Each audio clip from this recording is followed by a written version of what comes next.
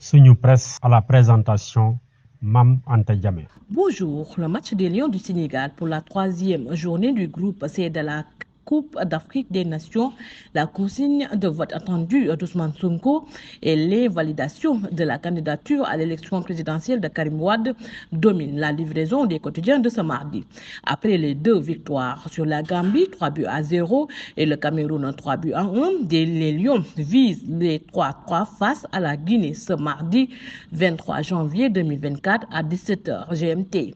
Écrit Stade, ajoutant que ce serait une première depuis notre première participation à la CAN en 1965. Le jeu de tête des attaquants adverses est une arme de destruction des défenses, poursuit le journal. Le sélectionneur national du Sénégal, Aliou Cissé, estime que l'essentiel est de terminer premier du groupe C. Pour lui, qu'il y ait une victoire ou un nul, le plus important est de garder la première place, lit-on dans le journal Record. On est là pour la première place, ajoute Record en citant Kaba Diawara, le sélectionneur national de la Guinée.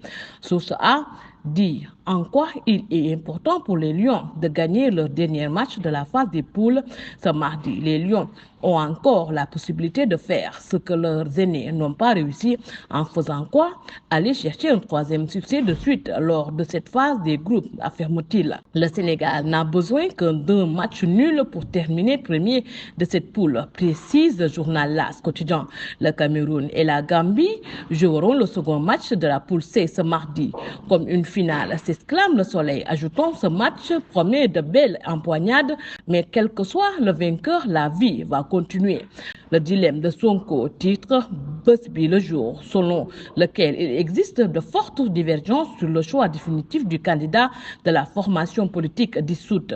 Cheikh Tidiane Dièye, l'un des trois plans B d'Ousmane Sonko, refuse de retirer sa candidature et attend de voir l'opposant emprisonné depuis juillet dernier.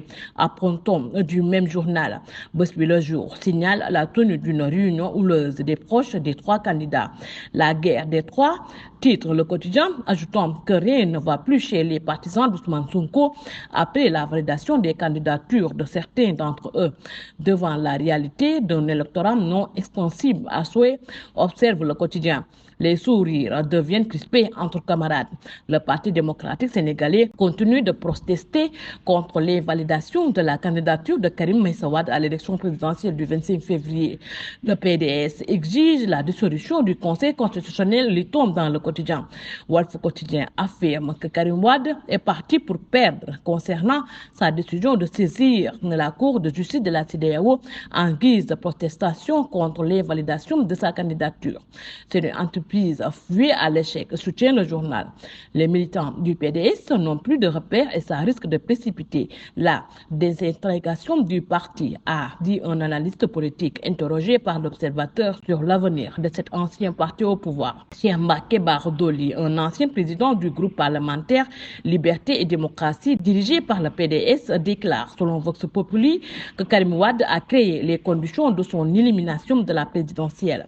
Enquête considère l'invalidation de la candidature de Karim Meïssa Wade comme une chance pour l'ancien Premier ministre Idrissa Seck. Ce dernier pourrait bénéficier du report de voix des militants de Karim Wade dans la mesure où, selon Enquête, il est le seul candidat qui porte aujourd'hui les idées libérales.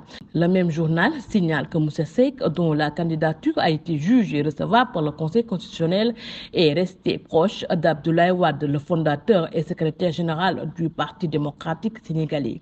Bonne lecture et bonne journée. Suñu Presse vous a été offert par l'Agence sénégalaise de la reforestation et de la Grande Muraille Verte.